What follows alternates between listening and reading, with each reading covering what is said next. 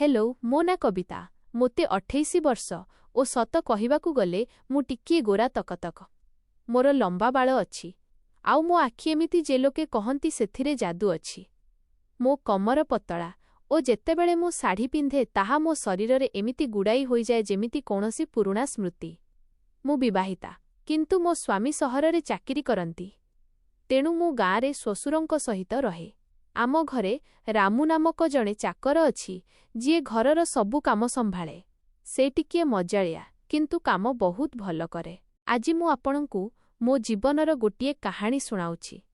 एही कहानी टिकिए लंबा किंतु सुनिले मजा लागिबो।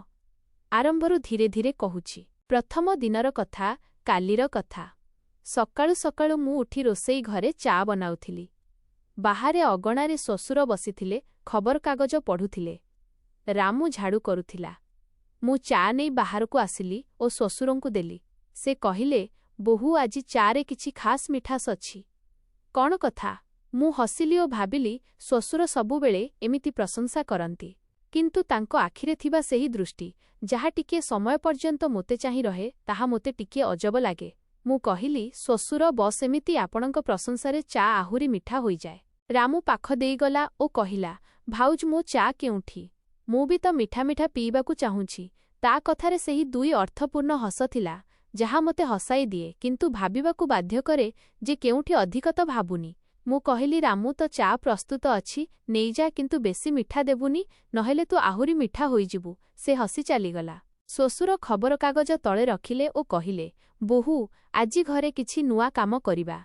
रामू को कुह से छात उपरकू जाई पानी टांकी सफा करू ओ तू मो पाखरे बसी किछि कथा हेबा। मु बसीगली। श्वशुरंक बयस प्राय 55 हेब किंतु से एबे भी शक्तिशाली लागंती। तांको बाळ धळा होई जाइछि किंतु चेहरारे सेही तेज अछि। से कहिले बोहू तुम विवाहकू 2 वर्ष होईगला किंतु पुओ सहररे रहुछि तुमको एका लागुनी। मु कहिली ना श्वशुर आपण अछंती ना आउ रामू भी तो घर संभाळुछि। से हसिले ओ कहिले हाँ रामू भल पिला किंतु केतेक समयरे मनीषकू किछि अलगा दरकार हुए जहा घरर काम नुहे। तांको कथा सुनी मो मनरे ख्याल आसिला केउठी श्वशुर आउ किछि तो कहुनाहांती किंतु मु भाबिली ना से तो बस एमिति कथा हेउछंती। मु विषय बदलाई देली। श्वशुर आजि खाइबारे कोन बनाइबी। से कहिले जहा तुम मन करे बोहू किंतु किछि गरम गरम जहा जीभकू छुई जाऊ। पुणी सेही 2 अर्थपूर्ण कथा। मु उठी रोसेई घरकू गली। रामू टांकी सफा करिबाकू उपरकू जाइथिला। मु भाबिली जाई देखे जे से ठीक भाबरे करूछि कि नाही। छात उपरकू गली तो रामू साट काढ़ी काम करुथिला। ता शरीर झाଳରେ चकमक करुथिला। से कहिला भाउज आपण एठी किछि दरकार। मु कहिली ना रामू बस देखिबाकू आसिली तू एका करनी जदि पढ़िजिबु तेबे। से हसिला भाउज मु पढ़िले आपण धरी पकांतु नाही आपणंक धरण मजबूत लागुछि। ता कथा शुणी मु टिकिए लाजेई गली किंतु हसिली। मु कहिली चाल काम शेष कर तळकू आस।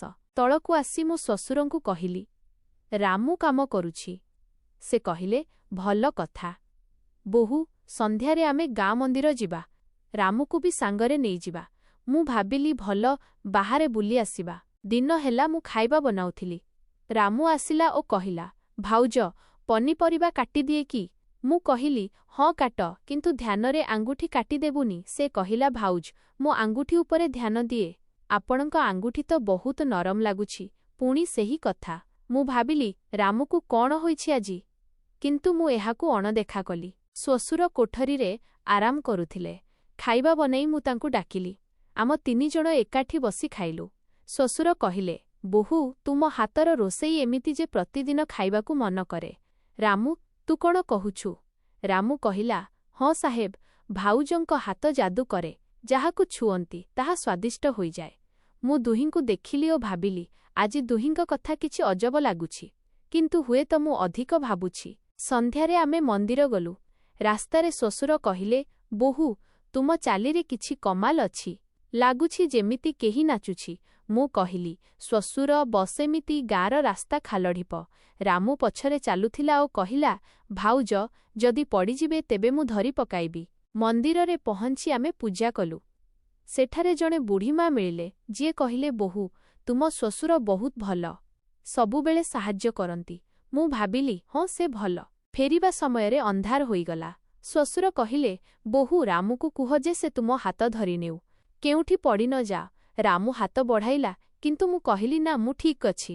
ଘରେ ପହଞ୍ଚି ମୁଁ ଥକି ଯାଇଥିଲି। ରାତିରେ ଶୋଇବା ପୂର୍ବରୁ ଶ୍ୱଶୁରଙ୍କ କୋଠରୀରୁ ସ୍ୱର ଆସିଲା, ବୋହୂ, ଯଦି ନିଦ ନ ଆସେ ତେବେ ମୋ ପାଖକୁ ଆସିବ, କଥା ହେବା। ମୁଁ ଭାବିଲି କେଉଁଠି ଶ୍ୱଶୁର ଏକା ଅଛନ୍ତି ସେଥିପାଇଁ। କିନ୍ତୁ ମନରେ ଗୋଟିଏ ସନ୍ଦେହ ଆସିଲା। ଦ୍ୱିତୀୟ ଦିନ, ପରଦିନ ସକାଳେ ଉଠିଲି। ରାମୁ ଚା ବନାଉଥିଲା। ମୁଁ କହିଲି, ରାମୁ ଆଜି ତୁ ଚା ବନା। ସେ କହିଲା, ଭାଉଜ ମୋ ଚା ପିଇ ଦେଖନ୍ତୁ, ଆପଣଙ୍କୁ ମଜା ଆସିବ। ଗରମ ଗରମ ମୁଁ ଚା ପିଇଲି ଓ ଶ୍ୱଶୁରଙ୍କୁ ଦେଲି। ସେ କହିଲେ, ବୋହୂ ଆଜି ଆମେ ଘର ପଛପଟ ବଗିଚାରେ କାମ କରିବା। ରାମୁକୁ କୁହ ଯେ ସେ ଖତ ଆଣୁ। ବଗିଚାରେ ଆମେ ତିନିଜଣ ଗଲୁ। ମୁଁ ଫୁଲକିଆରି ସଫା କରୁଥିଲି। ଶ୍ୱଶୁର କହିଲେ, ବୋହୂ ତୁମେ ନେଇ କାମ କର, ମୁଁ ଦେଖୁଛି। ତାଙ୍କ କଥା ଶୁଣି ମୁଁ ଟିକିଏ ଅସହଜ ହେଲି, କିନ୍ତୁ ଭାବିଲି ହୁଏତ ସାହାଯ୍ୟ ପାଇଁ କହୁଛନ୍ତି। ରାମୁ ଖତ ପକାଉଥିଲା ଓ କହିଲା, ଭାଉଜ ଏହି ଖତ ପକାନ୍ତୁ, ଫୁଲ ଆହୁରି ସୁନ୍ଦର ହୋଇଯିବେ ଆପଣଙ୍କ ଭଳି। ମୁଁ ହସିଲି, କିନ୍ତୁ ମନରେ ଭାବିଲି, ରାମୁର କଥା ଆଜିକାଲି କିଛି ଅଧିକ ହେଉଛି। କାମ କରୁ କରୁ ଦିନ ହେଲା। ଶ୍ୱଶୁର କହିଲେ, ବୋହୂ ଥକିଗଲ, ଆରାମ କର। ରାମୁ, ତୁ ବୋହୂକୁ ପାଣି ଦେ। ରାମୁ ପାଣି ନେଇ ଆସିଲା ଓ କହିଲା, ଭାଉଜ ଏହି ପାଣି ପିଇ ଦିଅନ୍ତୁ, ଶରୀର ଥଣ୍ଡା ହୋଇଯିବ।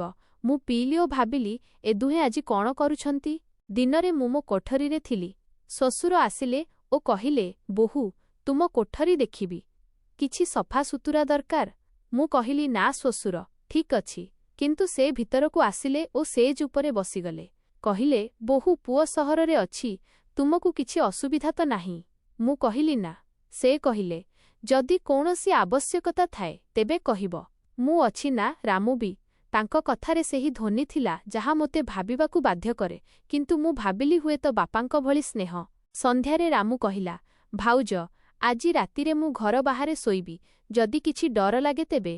ମୁଁ କହିଲି, ନା ରାମୁ, ତୁ ତ କୋଠରୀରେ ଶୋ। ରାତିରେ ନିଦ ଆସୁଥିଲା।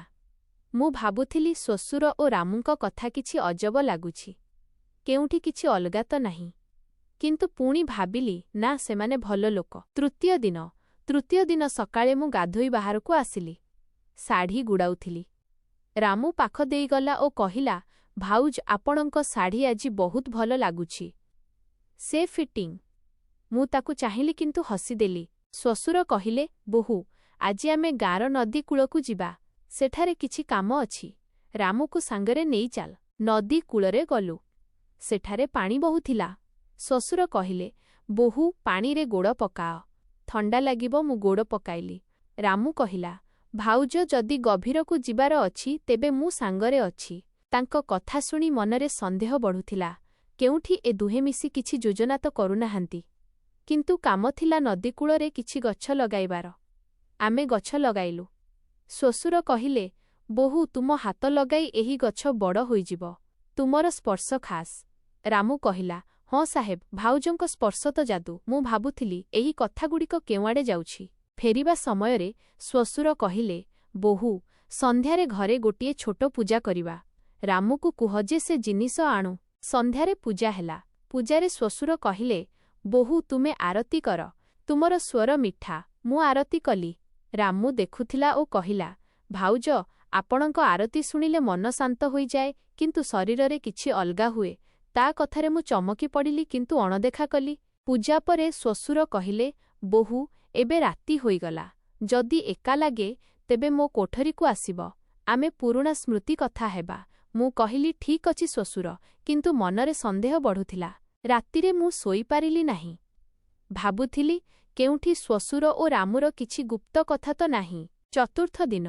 ଚତୁର୍ଥ ଦିନ ସକାଳେ ଶ୍ୱଶୁର କହିଲେ, ବୋହୂ ଆଜି ଘରର ପୁରୁଣା କୋଠରୀ ସଫା କରିବା। ରାମୁ ସାହାଯ୍ୟ କରିବ। ପୁରୁଣା କୋଠରୀ ଥିଲା ଯେଉଁଠାରେ ପୁରୁଣା ଜିନିଷ ରଖାଯାଇଥିଲା। ଆମେ ସଫା କରିବାକୁ ଲାଗିଲୁ। ଧୂଳି ଉଡ଼ୁଥିଲା। ଶ୍ୱଶୁର କହିଲେ, ବୋହୂ ତୁମେ ଉପର ଆଲମାରୀ ସଫା କର। ରାମୁ ତୁ ବୋହୂକୁ ଉପରକୁ ଉଠା। ରାମୁ ମୋତେ ଉଠାଇଲା। ତା ହାତ ମୋ କମରରେ ଲାଗିଲା। ମୁଁ ଅସହଜ ହେଲି, କିନ୍ତୁ କାମ ଥିଲା। କହିଲି, ରାମୁ ଶୀଘ୍ର ତଳକୁ ଓହ୍ଲା। ସେ କହିଲା, ଭାଉଜ ଆପଣ ହାଲୁକା, କିନ୍ତୁ ଧରଣ ମଜଭୁତ। ଶ୍ୱଶୁର ହସିଲେ। କାମ ଶେଷ ହେବା ପରେ ଶ୍ୱଶୁର କହିଲେ, ବୋହୂ ଥକିଗଲ, ରାମୁ ଦ୍ୱାରା ମାଲିସ କରାଇବି। ମୁଁ ମନା କଲି, କିନ୍ତୁ ତାଙ୍କ କଥା ଏବେ ଅଧିକ ଲାଗୁଥିଲା।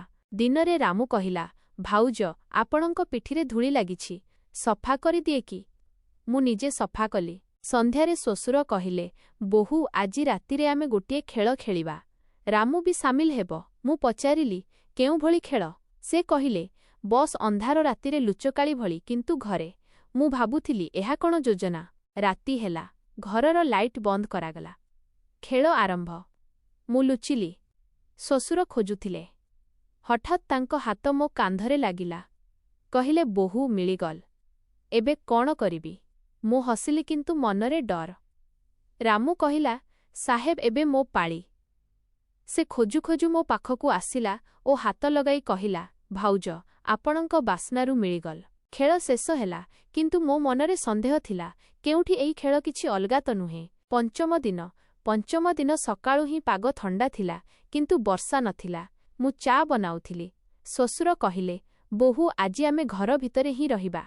ରାମୁକୁ କୁହ ଯେ ସେ କିଛି ନୂଆ ବନାଉ। ରାମୁ କହିଲା, ଭାଉଜ ମୁଁ ହାଲୁଆ ବନାଇବି, ଗରମ ଗରମ ଚିପଚିପା। ମୁଁ କହିଲି, ବନା। ଖାଇବା ସମୟରେ ଶ୍ୱଶୁର କହିଲେ, ବୋହୂ ଏହି ହାଲୁଆ ତୁମ ଭଳି ମିଠା। ରାମୁ ତୁ ବୋହୂକୁ ଆହୁରି ଦେ। ରାମୁ କହିଲା, ଭାଉଜ ଆହୁରି ନିଅନ୍ତୁ, ପାଟିରେ ପକାନ୍ତୁ। କଥା ଏବେ ସ୍ପଷ୍ଟ ଭାବରେ ଦୁଇ ଅର୍ଥପୂର୍ଣ୍ଣ ଲାଗୁଥିଲା। ମୁଁ ଭାବୁଥିଲି ଏହା କେତେଦିନ ଚାଲିବ। ଦିନରେ ଶ୍ୱଶୁର କହିଲେ, ବୋହୂ ମୋ କୋଠରୀକୁ ଆସ, ଗୋଟିଏ ଗୁପ୍ତ କଥା କହିବି। ରାମୁକୁ ବି ଡାକ। ମୁଁ ଗଲି। ସେ କହିଲେ, ବୋହୂ ମୁଁ ଓ ରାମୁ ମିଶି ଗୋଟିଏ ଯୋଜନା କରୁଛୁ, କିନ୍ତୁ ଏବେ ବି କହିପାରିବୁ ନାହିଁ। ବାସ୍ ତୁମେ ପ୍ରସ୍ତୁତ ରୁହ, କିଛି ଦିନରେ ସରପ୍ରାଇଜ୍ ହେବ।